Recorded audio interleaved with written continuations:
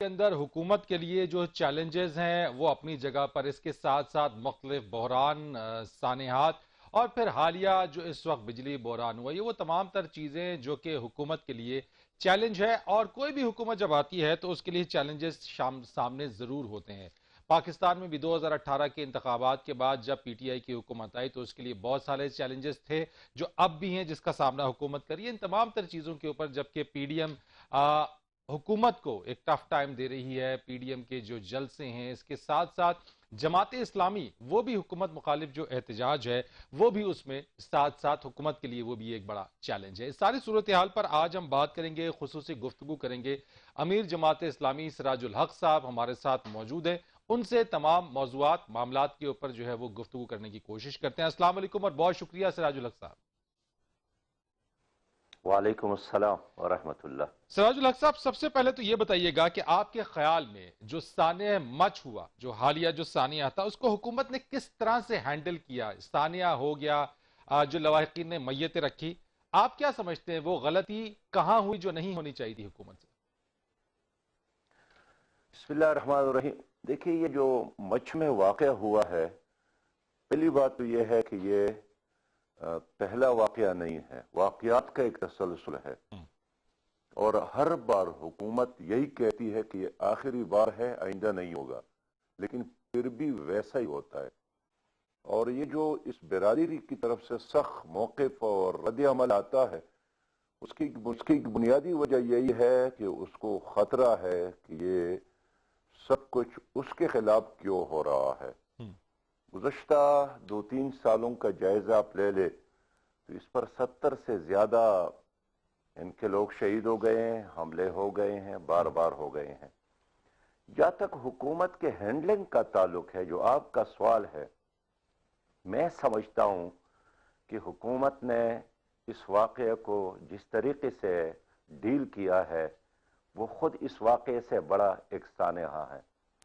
اب 10 لوگ مارے گئے، شہید ہو گئے، گولیاں ماری گئی، پر ذبح کیے گئے، یہ غیر معمولی واقعہ ہوا۔ ان کی جگہ میں ہوتا، یعنی میں ملک کا ذمہ دار ہوتا، تو میں خود اور کابینہ کے ساتھ ادھر جاتا اور کیبنٹ کا اجلاس خود کوئٹہ میں بلاتا کہ آخر یہاں یہ کیوں ہو رہا ہے، روز اس طرح قیامتیں جو گر رہی ہے، اور وہ بھی غریب لوگوں پر، عام لوگوں پر۔ پھر آپ نے حکومت کو دیکھا کہ 7 دن تک مرکزی حکومت نے کوئی رسپانس نہیں دیا، اچھا، وجہ کیا تھی اور سراج الحق 7 صاحب دن کے بعد آپ وہ کے گئے نزدیک؟ بھی۔ یہ وجہ کیا تھی کہ پرائم منسٹر صاحب میتوں کی تدفین سے اپنی آمد کو انہوں نے مشروط کی رکھا؟ آپ کے نزدیک وہ وجہ کیا تھی کہ وزیر اعظم صاحب فوراً کیوں نہیں گئے؟ 2 وجوہات ہیں۔ پہلی بات یہ ہے کہ یہ غریب لوگ تھے۔ اگر اس میں کوئی شہزادہ ہوتا، کوئی خانزادہ ہوتا، کوئی نوابزادہ ہوتا، کوئی وی وی آئی پی ہوتا، خدا نہ کرے خدا نہ کرے، تو آپ دیکھتے کہ نہ صرف وزیر اعظم بلکہ پورا نظام الرٹ ہوتا بالکل، اور یہی اعلان یہ لوگ کرتے کہ قیامت آئے گئی ہے، یہ سب لوگ ادھر جاتے، قطار لگ جاتی ادھر۔ لیکن غریب آدمی کا پاکستان میں نہ اس کے خون کی کوئی قیمت ہے، نہ اس کی عزت کی کوئی قیمت ہے۔ اس کا گھر جل جائے، اس کی لاش جل جائے، اس کی بچی اغوا ہو جائے، اس کا بیٹا کوئی ذبح کرے۔ تو میں جب وہاں دیکھا اور میں نے ان کی تصاویر کو دیکھے تو اکثر ان میں سے نوجوان، لیکن پہلی بات یہ تھا کہ غریب لوگ تھے، اس لیے بھی وزیر اعظم نے زیادہ لفٹ نہیں کیا۔ دوسری بات یہ ہے کہ ان کو ایک خوف تھا، اور شاید کسی نے ان کو ڈرایا بھی تھا کہ آپ کو نہیں جانا چاہیے تھا، یہ کوئی بدشگون ہے، لاشوں کے پاس جا کر کس نے قریب ڈرا کھڑا دیا ہونا۔ سراج الحق صاحب؟ اس طرح بھی کچھ لوگوں نے ان کو، کس نے ڈرا دیا وزیر ظاہر اعظم صاحب؟ چاروں طرف لوگ موجود ہوتے ہیں، ان کے گھر میں جو ہے، ان کے دفتر میں جو ہے، ان کے مجلسوں میں جو ہے، ان کے پارٹی میں جو ہے، ان کے چاروں طرف موجود جو لوگ ہیں۔ آپ نے نہیں ڈرایا تھا، نہ میں نے ڈرایا ہے، وہی لوگ ان کو ڈراتے ہیں جو ہر وقت ان کے کان کے قریب رہتے ہیں کہ آپ کے جانے سے خود آپ کو خطرہ ہے۔ تو سب سے زیادہ اور یہی ڈر وجہ ہے کہ سب جس سے دن وہ زیادہ ڈر گئے، وزیر اعظم جس صاحب پر طرح، کس کا غالب آیا ویسے آپ کی سمجھ میں؟ ویسے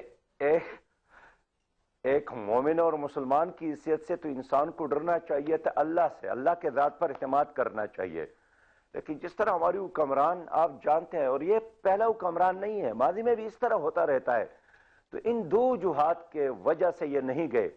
پھر تیسری بات یہ ہے کہ گئے بھی، لیکن 7-8 دن پاکستان کی جو درگت بنی تھی ساری دنیا کے میڈیا میں، خود انڈیا میں، مسلمان ممالک میں، یورپی ممالک میں، میرے اپنے روابط ہے ساری دنیا کے زیادہ تر مسلمان ممالک میں، جو ہماری تنظیمات ہے یورپی ممالک میں، جو ہمارے حلقے ہیں، آرگنائزیشن ہیں، وہ یہی بتاتے تھے کہ ہر کوئی ہمیں تانا دیتا ہے کہ 10 لاشیں پڑی ہیں اور -8 اور -6 کے ٹیمپریچر میں، اور مرد بھی ہے اور خواتین اور مائیں اور بہنیں اور بیٹیاں بھی ہے، تو کیسا اسلامی ملک اور کیسا جمہوری ملک اور کیسا مہذب معاشرہ ہے کہ نہ آپ لوگ اس کو دفناتے ہیں۔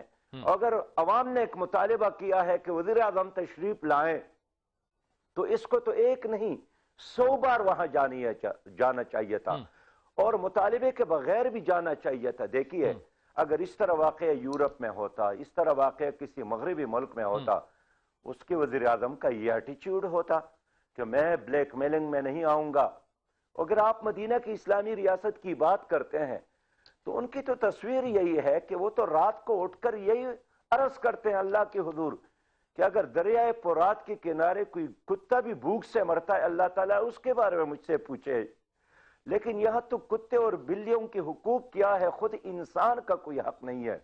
پھر کہتے ہیں کہ اچھا اس میں تو 4 افغانی تھے، 5 افغانی تھے، اگر اس میں فرض کرے 5 افغانی ہے، 7 افغانی ہے، 10 افغانی ہے، جو باہر کا آدمی آ کر آپ سے پناہ لیتا ہے، آپ ان کو ایک کاغذ ہاتھ میں تما دیتا ہے کہ آپ کو میں ویزا جاری کرتا ہوں، آپ میرا مہمان ہے، درست تو یہ افغانستان کا ہو یا روس کا ہو یا چین کا ہو، یہ پاکستان کی ذمہ داری تھی کہ ان کو سیکیورٹی اور ان کو حفاظت دیتے۔ لیکن مجھے بہت افسوس ہے اور شرمندگی ہے کہ ہم یہ کام نہیں کر سکتے۔ اچھا سراج الحق صاحب، ایک اطلاعات ہے ان کے مطابق، کچھ اطلاعات کے مطابق یہ بھی کہ وزیر اعظم صاحب کا جو کوئٹہ نہ جانے کا جو فیصلہ تھا وہ اپنا تھا، گو کہ کابینہ میں بھی کچھ ڈیوائیڈ تھا، کچھ وزراء اس حق میں تھے کہ وزیر اعظم صاحب فوراً جائیں، کچھ نے مشورہ دیا نہ جائیں، لیکن بنیادی جو اٹل جو فیصلہ تھا وہ تو وزیر اعظم صاحب کا خود تھا۔ میرے پیارے بھائی دیکھیے، فیصلہ وہ کرتا ہے جو نمبر 1 ہوتا ہے، فیصلہ تو لیڈر کرتا ہے، لیکن اچھی لیڈر کی یہ نشانی ہے کہ سب سے مشاورت بھی کر لے، سب کا سن لے، اور پھر فیصلہ خود کر لے۔ اس لیے کہ اگر کوئی اچھا نتیجہ نکلتا ہے تو کریڈٹ بھی تو آپ لیتے ہیں نا جی، کہ میں نے یہ کر کے دکھایا۔ نتیجہ غلط نکلتا ہے تو پھر آپ کہتے ہیں کہ اس نے غلط مشورہ دیا، اس نے غلط مشورہ دیا۔ اس لیے 100% ذمہ داری اس پوری کیس کو مس ہینڈلنگ کرنے میں وہ جناب وزیر اعظم صاحب کی ہے۔ ٹھیک ہے سراج صاحب، اسی بات کو تھوڑا سا میں آگے بڑھاتا ہوں۔ جب وہ پہنچ گئے تو پہنچنے کے بعد جب وہ لواحقین سے، شہداء کے لواحقین سے بات چیت کر رہے تھے، ایک سٹیٹمنٹ دیا وزیر اعظم صاحب نے، اور انہوں نے کہا کہ اس بات کی گارنٹی تو کوئی نہیں دے سکتا کہ مستقبل میں ایسے سانحات دوبارہ رونما نہ ہوں۔ آپ سمجھتے ہیں پرائم منسٹر کے منہ سے اس طرح کی بات نکلنا جو ہے وہ ایک بڑا ویک سٹیٹمنٹ ہے؟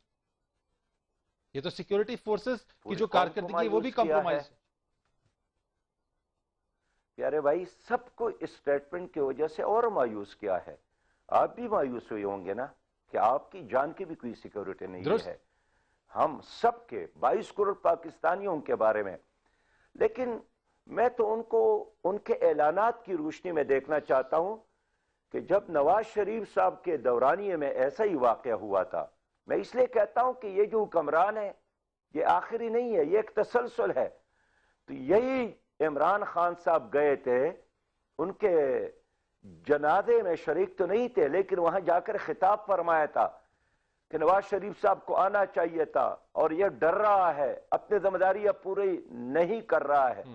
آج وہی عمران خان صاحب اسی کرسی پر حالات نے بٹایا ہے، لیکن وہی کچھ کر رہے ہیں جو نواز شریف صاحب کے دور میں ہوتا رہا۔ اس لیے اس نے جب یہ سٹیٹمنٹ دیا کہ یہ آخر واقعہ نہیں ہے، تو اس کا مطلب یہی ہے کہ اس نے ہینڈز اپ کیا ہے کہ میں آپ کو سیکیورٹی نہیں دے سکتا ہوں۔ اس کو یقین ہی نہیں ہے اپنے نظام پر، وہ خود اپنے بارے میں فکر مند رہتے ہیں، اور اس کے چہرے پر خوف نمایاں تھا جو بہت زیادہ افسوسناک اور تشویشناک ہے۔ सिराज उल हक साहब, आगे जरा चलते हैं, जरा बात कर लेते हैं थोड़ी सी पीडीएम के हवाले से भी, क्योंकि आप भी हुकूमत मुखालिफ एहतजाज कर रहे हैं, आपको भी हुकूमत से तहफ़्फ़ुज़ात हैं। पीडीएम का एक प्लेटफॉर्म है जो कि 11 जमातें हैं, मुख्तलिफ जगहों पे ये जलसे कर रहे हैं, उनकी जो हिकमत अमली वो भी आपके सामने है। अगर दोनों ही का मामला एक ही है और दोनों ही हुकूमत मुखालिफ तहरीक चला रहे हैं, तो फिर आप दोनों या पीडीएम और जमात इस्लामी एक कंटेनर पे एक जगह पे क्यों नहीं? आपने बहुत अच्छा सवाल किया। उमूमी तौर पर लोग यही सोचते हैं कि पीडीएम और जमात इस्लामी एक कंटेनर पे क्यों नहीं है। बुनियादी मसला यही है कि इनके दरमियान, यानी पीटीआई और पीडीएम की उन जमातों के दरमियान जिन्होंने हुकूमतें की है, कोई फर्क नहीं है। पीपल पार्टी परवेज मुशर्रफ और मुस्लिम लीग का एक तसलसल है। आईएमएफ और वर्ल्ड बैंक से कर्जा लेना, इस पे सब एक है। कश्मीर के हवाले से पॉलिसी, उस पर सब एक है। गिलगित के बारे में जब आर्मी चीफ ने इजलास बुलाया था कि हम इसको एक अबूरी सूबा बनाना चाहते हैं, हैरान कुन हद तक पीटीआई, मुस्लिम लीग और पीपल पार्टी का मौक़िफ़ एक था। सिर्फ इस पर इख्तिलाफ तक इलेक्शन के बाद करे और इलेक्शन में इसको एक इशू की तौर पर या कैश करने की कोशिश ना करे। लेकिन किसी ने यह नहीं सोचा कि गिलगित बल्तिस्तान को अबूरी सूबा बनाने से खुद हिंदुस्तान का बयानिया मजबूत होगा कि उन्होंने भी मकबूजा कश्मीर को इंडिया का हिस्सा बनाया है। बैनुल अक़वामी सतह पर जाकर वो यही केस उसी तरह पेश करेगा कि जो काम मैं कर रहा हूं यही काम तो गिलगित के साथ खुद पाकिस्तान ने किया, इन्होंने की है। अब देखिए ना, मैं अर्ज करना चाहता हूं, तालीमी पॉलिसी पर इख्तिलाफ नहीं है, माशी पॉलिसी इख्तिलाफ नहीं है, ज़राअत की पॉलिसी पर इख्तिलाफ नहीं है। उसके दौर में भी किसान और काश्तकार परेशान और आज भी परेशान। गरीबों के हवाले से भी कोई फर्क नहीं है। यही इस्तेहसाली और तबकाती निज़ाम पहले भी था और आज भी था। मैं इसलिए कहना चाहता हूं कि पीपल पार्टी, मुस्लिम लीग और पीटीआई में फर्क करना यह बजाते खुद एक सही सोच नहीं है। यह एक क्लब है, इतना फर्क है। मैं आपको बताना चाहता हूं कि असद उमर साहब पीटीआई का नुमाइंदा है, चैनल पर आकर उनकी दिफा में हर वक्त इरशादात फरमाते रहते हैं, और जुबैर असद मुस्लिम लीग का नुमाइंदा है। जुबैर उमर, अब क्या फर्क है? जुबैर असद दोनों भाई हैं, दोनों के गाड़ियों का गैराज एक है, प्रॉपर्टी एक है, इज्जत एक है, खानदान है, हर चीज एक है। सिर्फ उनके साथ एक झंडा है और उससे अला हज़र क़ियास तमाम के तमाम इनकी पॉलिसियों में कोई फर्क नहीं है। यही वजह है कि जमात इस्लामी ने एक अलहदा रास्ता इख्तियार किया है। उनका ज्यादा फोकस नेब पर है। हम निजाम को तब्दील करना चाहते हैं। हम इस निजाम के खिलाफ लड़ना चाहते हैं जिसने आपको, इस पूरी कौम को इरगमाल बनाया है। मैं इसी चीज के ऊपर आपसे बात करूंगा सिराजुल हक साहब, थोड़ा आगे लेके चलूंगा, लेकिन आप भी हुकूमत को घर भेजना चाहते हैं। मान लिया कि वो तमाम सब एक ही हैं, कोई और तफरीक नहीं है, लेकिन पीडीएम और आप दोनों ही हुकूमत को घर भेजना चाहते हैं। ये चीज तो कॉमन है। नहीं, इसी पीडीएम, यानी पीडीएम का मतलब अगर पीपल पार्टी और मुस्लिम लीग हम ले ले तो गुज़श्ता 900 दिनों में इन दोनों पार्टियों ने आंखें बंद करके इस हुकूमत का साथ दिया है। अब जनाब सेनेट के चेयरमैन के मौके पर मैं खुद हैरान हूं, आज भी हैरान हूं कि पीपल पार्टी और पीटीआई तो आपस में लड़ रहे थे, लेकिन जब सुबह पहुंचे तो एक कतार में खड़े थे, एक ही उसका पैनल था। आपने उसके बाद देखा बहुत बड़ा, आप ये समझते हैं कि विफाक में जो है पीटीआई की हुकूमत को सपोर्ट पीपल्स पार्टी कर रही है, पीपल्स पार्टी की जो है वो सपोर्ट है पीटीआई को यहाँ विफाक? मैं ये समझ रहा हूं कि पीपल पार्टी चाहती है कि सन में वो अपना टेन्योर पूरा करे, मरकज में पीटीआई अपना टेन्योर पूरा करे। यही वजह है कि हर वक्त एक दूसरे को फैसिलिटेट करते हैं। ये ठीक है, हवाई फायरिंग करते रहते हैं, गर्दो गुबार उड़ाना, हवाई फायरिंग करना, लेकिन सच्ची बात यह है कि पीपल पार्टी भी यही चाहती है कि वो अपना, जहां उनकी हुकूमत है वो अपना काम करे, ये लोग अपना काम करे। इस तरह आर्मी चीफ के एक्सटेंशन का वक्त आया, हैरान कुन हद तक इख्तिलाफ भी रखते थे, अगले मराले में बिल्कुल सब एक हो गए। तो फिर तो इस्तीफे भी नहीं आएंगे के कवानीन पर सब एक हो गए। پھر تو استعفے بھی نہیں آئے گے۔ دیکھیے جن اداروں کے بارے میں ان کو گلا ہے کہ انہوں نے الیکشن کو اغوا کیا ہے، انہوں نے ان کے ساتھ انصاف نہیں کیا ہے، انہوں نے پی ٹی آئی کو لا کر ان کے کندھوں پر بٹھایا ہے، لیکن سچی بات یہ ہے کہ یہ اندر سے بالکل ایک ہے، کوئی فرق ان کے درمیان میں تو کم از کم 900 دنوں سے بہت قریب سے دیکھ رہا ہوں، کوئی محسوس نہیں کرتا ہوں۔ بس یہی چاہتے ہیں کہ گھوڑے پر مجھے بٹھایا جائیں، یہی چاہتے ہیں کہ جو اسٹیبلشمنٹ کے ہاتھ میں جو دودھ کا بوتل ہے، کل تک وہ اس سے لطف اندوز ہوتے رہے، اب وہ بوتل پی ٹی آئی والوں کی منہ میں ہے، تو اسی پہ لڑائی ہے کہ بوتل دوبارہ ہمارے منہ میں آ جائے۔ کون چاہتا ہے ویسے باقی نظام یہ کی کون چاہتا تبدیلی ہے یا غریب آدمی کے لیے لڑنا مرنا یہ کوئی ان کا ایشو نہیں ہے۔ سراج صاحب یہ کون چاہتا ہے ویسے پی ڈی ایم کی جماعتوں میں کہ بوتل سب سے پہلے اس کے ہاتھ میں پکڑائی جائے؟ گزشتہ مسلم لیگ کی حکومت ہو، پیپل پارٹی کی حکومت ہو، اس سے پہلے پرویز مشرف کی حکومت ہو، یہی لوگ ہیں نا جو آپس میں باریاں لیتے ہیں۔ یہ جاگیرداروں کا، سرمایہ داروں کا، کچھ ٹھیکیداروں کا ایک کلب ہے، کبھی اس طرف جاتے ہیں کبھی اس طرف آتے ہیں۔ تو میں اس لیے قوم کو سمجھانے، قوم کی خدمت میں عرض کرنا چاہتا ہوں کہ آپ کو نظام سے تکلیف ہے یا ایک فرد سے تکلیف ہے؟ اگر نظام کو آپ تبدیل نہیں کریں گے تو ٹھیک ہے، بھتیجے کے بجائے چچا آئے گا، ماموں کے بجائے بان جائے گا، اور پھر آپ لڑتے ہیں۔ مجھے یہاں ایک خاتون آئی تھی، میکو میشومیزی اس کا نام ہے، وہ ورلڈ بینک کے نائب صدر ہے۔ اس نے ہم سے پوچھا، شوکت عزیز صاحب بھی تھے، باقی سارے یہ وزرائے خزانہ بیٹھے تھے، انہوں نے کہا آپ لوگوں کا المیہ یہی ہے کہ آپ لوگ اپنی سوچ کو یا حالت کو تبدیل نہیں کرتے ہیں، ہمیشہ آپ واقعات اور سانحات کے انتظار میں رہتے ہیں۔ انہوں نے ہمیں یہی بات بتائی کہ ورلڈ بینک اور آئی ایم ایف کسی کی زندگی کو، حالت کو بہتر نہیں بناتا۔ ورلڈ بینک اور آئی ایم ایف کا اور قوموں کا یا ملکوں کا اتنا ہی تعلق ہوتا ہے جتنا تعلق ایک گداگاڑی کے مالک کا اور گدھے کا ہوتا ہے۔ تو کیا گداگاڑی کا جو مالک ہوتا ہے وہ گدھے کو باپ یا بھائی یا دوست بناتا ہے؟ اتنا ہی کہلاتا ہے کہ کل وہ پھر گاڑی کھینچے۔ اتنا ہی تعلق یہ ادارے ان سے کرتے ہیں۔ لیکن آپ یقین کریں کس طرح ان تمام جماعتوں نے باری باری جب بھی ان کو حکومت ملی ہے ہماری قوم کو انہی کمپنیوں کا غلام بنایا۔ سود کے ہتھ کڑیاں ہیں آپ کے ہاتھوں میں اس وقت موجود ہے، قرض کے پہاڑ ہیں آپ کے کندھوں پر موجود ہے، آپ کا آئندہ نسل بھی انہوں نے غلام بنایا۔ اس لیے میں قوم سے عرض کرنا چاہتا ہوں کہ اس نظام کو بدلنے کے لیے ایک بار پھر اٹھنا پڑے گا۔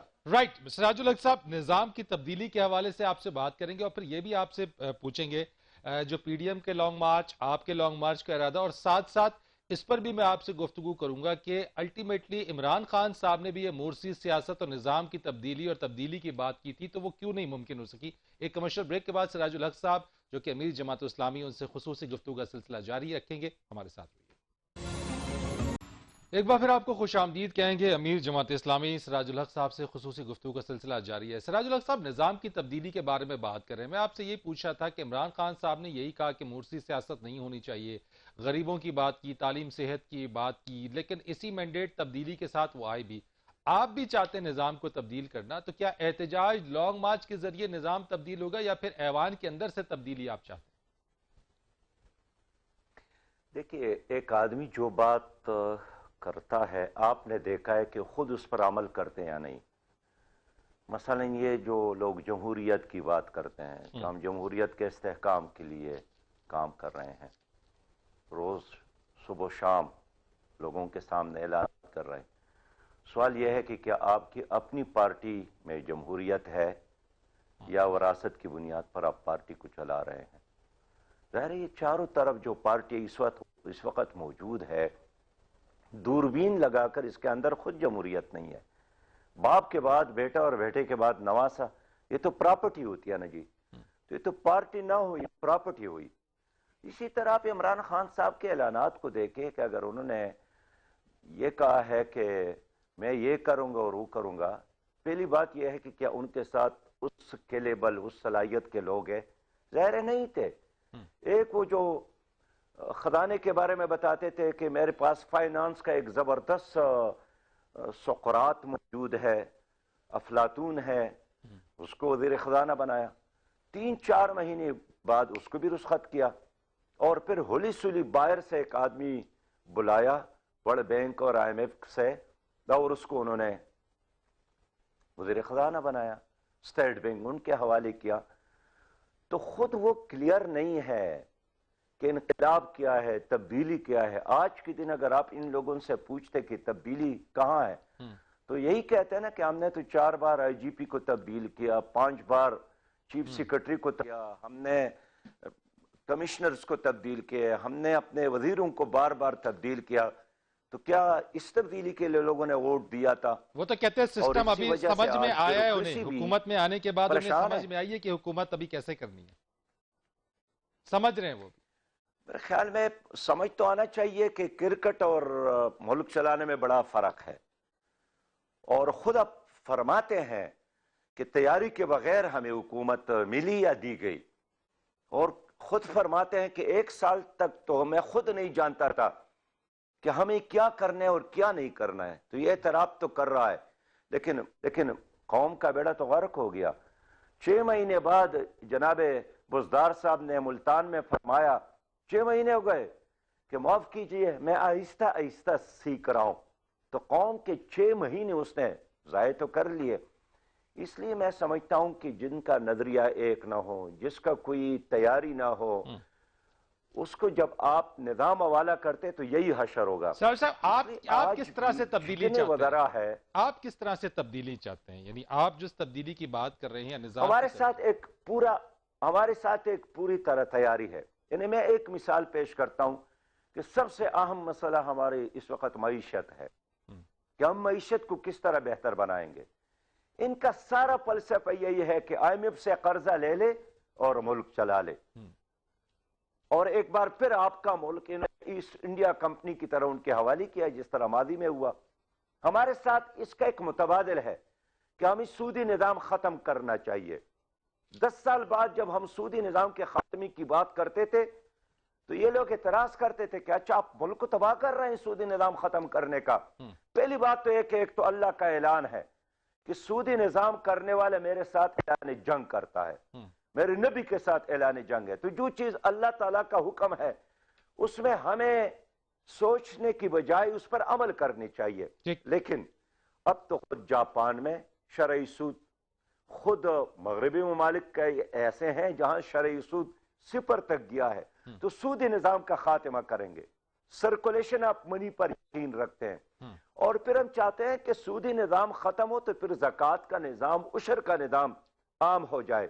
میں ایک مثال دینا چاہتا ہوں، اس وقت آپ کو انکم ٹیکس جو دیتے ہیں 14 لاکھ لوگ دیتے ہیں، ان 14 لاکھ لوگوں میں پھر 11 لاکھ تو سرکاری ملازمین ہیں، اس پر آپ سارا نظام چلاتے ہیں، اور اس نظام میں 3 ٹریلین 3000 ارب روپیہ آپ سود کا اور قرض میں ادا کرتے ہیں۔ تو اگر 7.5 ٹریلین میں آپ 3000 ارب روپیہ قرضوں میں اور سود میں ادا کرتے ہیں، آپ کی ترقیاتی کاموں کے لیے کتنا پیسہ رہتا ہے؟ 7 یعنی آپ اندازہ کریں 650 ارب۔ کیا 650 ارب سے پاکستان ترقی کر سکتا ہے؟ اس لیے ہم سودی نظام کے بجائے اسلامی نظام معیشت کو لائیں گے جو آج دنیا بھر میں مقبول ہو رہا ہے۔ ہم یکساں نظامی تعلیم کی بات کرتے ہیں، ہم کہتے ہیں کہ ہر مظلوم کی وکالت ریاست کرے گی، حکومت کرے گی، اور ہم چاہتے ہیں کہ یہ جو جس پارٹی خود الیکشن نہ ہو ان کو تو الیکشن میں حصہ لینے کا حق نہیں دینا چاہیے۔ جو آدمی اپنی ماں، اپنی بہن کا، اپنی بیٹی کا حق ادا نہ کرتا ہو میراث میں، ان کو تو الیکشن میں آنا نہیں چاہیے۔ اگر آپ اپنی بہن کو اور اپنی بیٹی کو حق نہیں دیتے، آپ کو کیا حق ہے کہ آپ قوم کی ماں اور بہنوں اور بیٹیوں کی نمائندگی کریں؟ میں پھر آپ سے پوچھنا چاہتا ہوں کہ جو اس وقت آپ کی جو سٹرگل، جو تحریک جماعت اسلامی کی چل رہی ہے، کیا آپ پی ڈی ایم کی طرح آپ بھی لانگ مارچ کی طرف جانے کا ارادہ رکھتے ہیں، اور کیا اسی سال متوقع ہے یہ لانگ مارچ اگر آپ کا ارادہ ہے تو؟ دیکھیں اس وقت تو ہم نے جلسوں کا ایک شیڈول بنایا ہے، جس طرح آئندہ ہمارا جلسہ ہے انشاءاللہ تعالی سرگودا میں، اس طرح اس کے بعد 5 فروری کو ایک بہت بڑا پروگرام ہے اسلام آباد اور پنڈی کے درمیان، ہمارا ایک پروگرام اور ارادہ ہے کہ ہم کشمیر ایشو پر 2 فروری کو ایک قومی کنونشن کرنا چاہتے ہیں۔ جہاں تک لانگ مارچ کا تعلق ہے، لانگ مارچ کا اعلان ابھی پی ڈی ایم نے بھی نہیں کیا ہے اور میں بھی ابھی اس قبل از وقت کہنا چاہتا ہوں، لیکن ہمارے ساتھ بہت کارڈ موجود ہے، وقت آنے پر انشاءاللہ تعالی ہم بتائیں گے بھی اور دکھائیں گے بھی۔ لیکن ایک بات کلیئر کرنا چاہتا ہوں کہ ملک میں غیر آئینی تبدیلی کے حق میں نہیں ہوں۔ ہم نے بار بار یہ تجربہ کیا ہے، ایوب خان کے دور میں، ضیاء الحق کے دور میں، پرویز مشرف کے دور میں، اس سے ہمیشہ ہمارے ملک کو نقصان پہنچا ہے۔ غیر آئینی تبدیلی کو کسی بھی صورت میں ہم سپورٹ نہیں کریں گے۔ باقی مارچ کرنا، جلسے کرنا، جلوس نکالنا، یہ سیاسی جماعت کا حق ہے، پی ڈی ایم بھی کرے گا، ہم بھی کریں گے۔ ٹھیک ہے، یعنی یہ بات تو آپ نے بڑی واضح کر دی ہے کہ کسی بھی غیر آئینی تبدیلی کے نہ آپ حق میں ہیں نہ اس کو سپورٹ کریں گے۔ ایک بریک لیتے ہیں، امیر جماعت اسلامی سراج الحق صاحب سے خصوصی گفتگو کے سلسلے کو مزید آگے بڑھائیں گے ایک بریک کے بعد۔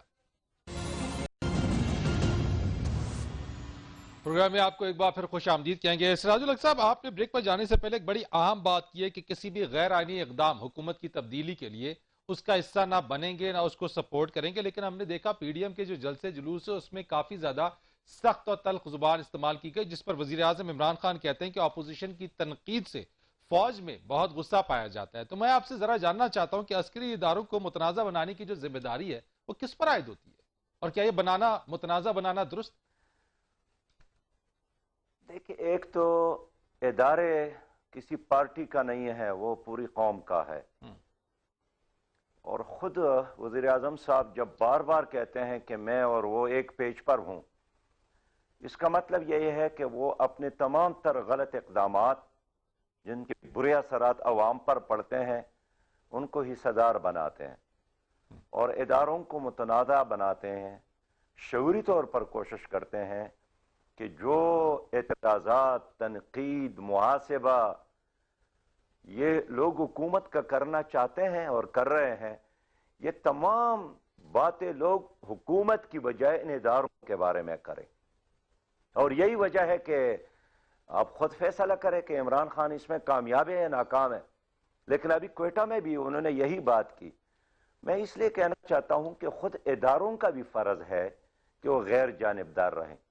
جب وہ سیاسی معاملات میں مداخلت کریں گے، لوگ سیاسی طور پر اس کو ضرور ڈسکس کریں گے۔ یہ نہیں ہو سکتا ہے کہ ساری دنیا دیکھ رہی ہو کہ آپ سیاست بھی کریں اور کہتے ہیں بھی ہمیں ڈسکس بھی نہ کریں۔ کیا مداخلت ہو رہی ہے سراج الحق صاحب؟ یہ تو خود اعتراف کر رہے ہیں۔ آپ نے اگر آئی بی کا سابق ڈائریکٹر ہے آئی بی کا، اس کا انٹرویو پڑھا ہو کہ ہر حکومت لانے میں اداروں نے اہم کردار ادا کیا ہے، اور پھر اعتراف کیا ہے کہ 1970 کے الیکشن میں ہمارے معلومات کے مطابق مشرق پاکستان میں جماعت اسلامی جیت رہی تھی، لیکن کس طرح اہتمام کے ساتھ اور مینجمنٹ کے ساتھ جماعت اسلامی کی اس جیت کو شیخ مجیب الرحمان صاحب کی کامیابی میں بدلا۔ تو میں یہ کہنا چاہتا ہوں کہ اداروں کو غیر جانبدار رہنا چاہیے، اس کو سیاسی معاملات میں مداخلت نہیں کرنا چاہیے، اور جب آپ کہتے ہیں کہ وہ کرتے ہیں یا نہیں کرتے ہیں، تو روز جو عمران خان صاحب کی بیانات آتے ہیں وہ خود چاہتے ہیں کہ ادارے متنازع ہو، اور یہ سچویشن قوم ملک کے لیے فائدہ مند میں نہیں سمجھتا ہوں۔ سراج الحق صاحب، محمد علی درانی صاحب کافی زیادہ متحرک نظر آ رہے ہیں جو سیاسی جو کینوس ہے اس کے اوپر گرینڈ نیشنل ڈائیلاگ کی بھی بات ہو رہی ہے۔ آپ کیا سمجھتے ہیں؟ آپ حامی ہیں گرینڈ نیشنل ڈائیلاگ کے، اور آپ سمجھتے ہیں کہ یہ وقت کی اہم ضرورت ہے کہ گرینڈ نیشنل ڈائیلاگ ہو اور حکومت اپوزیشن سب ایک جگہ بیٹھ کے معاملات کو درست سمت کی طرف آگے لے جائیں؟ دیکھیے، ڈائیلاگ کے بارے میں تو اگر آپ کو یاد ہو، خود قومی اسمبلی میں، سینٹ میں اپوزیشن کی طرف سے تجویز آئی تھی کہ آؤ مل کر ڈائیلاگ کرتے ہیں کہ اگر آپ اکیلی اس معیشت کو بہتر نہیں بنا سکتے اور آپ کا تجربہ بھی نہیں ہے تو آپ مل کر ایک پلان بناتے ہیں، کشمیر پر ایک اجتماعی پلان بناتے ہیں، نیشنل ایکشن پلان برائے کشمیر بناتے ہیں۔ ہر مرحلے پر اپوزیشن نے بات کی ہے، لیکن حکومت نے ہمیشہ اس کو مسترد کیا ہے۔ اور اب تو ایک عجیب سائیکی ہے کہ اگر آپ کہتے ہیں کہ رات کو بجلی کیوں چلی گئی پشاور سے لے کر کراچی تک، حکومت کہتی ہے کہ نہیں نہیں میں این آر او نہیں دوں گا. جب آپ مطالبہ کرتے ہیں کہ پیٹرول اور ڈیزل اور بجلی کی قیمتوں میں اضافہ کرو، وہ یہی کہتی ہے حکومت کہ نہیں نہیں میں این آر او نہیں دوں گا. تو میں یہ کہنا چاہتا ہوں کہ سیاسی معاملات کو ہمیشہ بات چیت کے ذریعے حل کیا جاتا ہے. ہم نے ایک دوسرے کے خلاف توپ اور ٹینک تو استعمال نہیں کرنا ہے. سیال صاحب لیکن وقت کی اس چونکہ حکومت نے دیول قلت سے ہے، یہی موقع پہ اختیار کیا کہ بات چیت نہیں ہوگی. وقت کی قلت ہے. میں چاہوں گا ایک دو سوال ہے اس کی ذرا مختصر جواب دے دیجیے گا. ایک دو منٹ ہمارے پاس ہے، اسی میں آپ کی موجودگی کا فائدہ اٹھا لیتے ہیں. نیب کے حوالے سے بتا دیجیے گا، کیا آپ بھی یہ سمجھتے ہیں، کیونکہ اپوزیشن تو ناخوش ہے، آپ بھی یہ سمجھتے ہیں کہ نیب جو ہے وہ سیاسی انتقام کے لیے ہتھ کنڈے کے طور پر استعمال ہو رہی ہے؟ نیب خود احتساب کا قابل ہے، اس لیے کہ نیب کی کارکردگی پر اگر آپ قوم سے تو یہ ہے کہ ان کو اپوزیشن میں جو لوگ ہیں ان کے جرائم نظر آتے ہیں، لیکن حکومت میں جو لوگ ہیں ان کی جرائم نظر کیوں نہیں آتے؟ اب تک ان نے کیا ان سے برآمد کیا؟ اس لیے ان کی کارکردگی مایوس کن ہے اور قوم کو اس پر اطمینان نہیں ہے. آپ سینٹ انتخابات کے حوالے سے شو آف ہینڈ یا جو طریقہ کار ہے، آپ سمجھتے ہیں کہ جو حکومت نے سینٹ انتخابات سے متعلق جو فیصلہ کر رہی ہے وہ ٹھیک ہے؟ دیکھیے حکومت نے تو کوئی فیصلہ ہی نہیں کیا، کبھی کچھ کہتی ہے کبھی کچھ کہتی ہے، لیکن اتنا ضرور سمجھتا ہوں کہ اب خود حکومت کو اپنے ممبران پر اعتماد اور یقین نہیں ہے، اور وہ یہ سمجھتا ہے کہ خفیہ رائے دہی ہو تو ان کے اپنے ممبران ووٹ نہیں دیں گے. اگر آپ کو یاد ہو گزشتہ الیکشن میں 20 ان کے افراد تو صرف خیبر پختونخوا میں بک گئے تھے اور فروخت کیے گئے تھے، جس کے بارے میں انہوں نے پھر فیصلے بھی کیے، کچھ کے خلاف کیا کچھ کے خلاف نہیں کیا، کچھ کو واپس لیا. اس لیے حکومت ایک خوف کے عالم میں یہ فیصلہ کرتا ہے جمہوریت کو، الیکشن نظام کو شفاف بنانے کے لیے نہیں. میں اس لیے کہنا چاہتا ہوں کہ اگر تو پہلے اپوزیشن جماعتوں کے درمیان ہونا چاہیے کہ شفاف الیکشن کا انعقاد کیسے ہو. سب سے اہم موضوع اس وقت یہی ہے. ایک آخری سوال اور مختصر جواب، کیا 2021 نئے انتخابات کا سال ہے، یا حکومت جس کے خلاف آپ یہ تحریک چلا رہے ہیں یا نعرہ نظر آتے ہیں تبدیلی کا سال ہے حکومت کی اور الیکشن کا سال ہے؟ میں اتنا کہنا چاہتا ہوں کہ 2020 عوام کے لیے باری تھا اور 2021 حکومت کے لیے بہت باری ثابت ہوگا.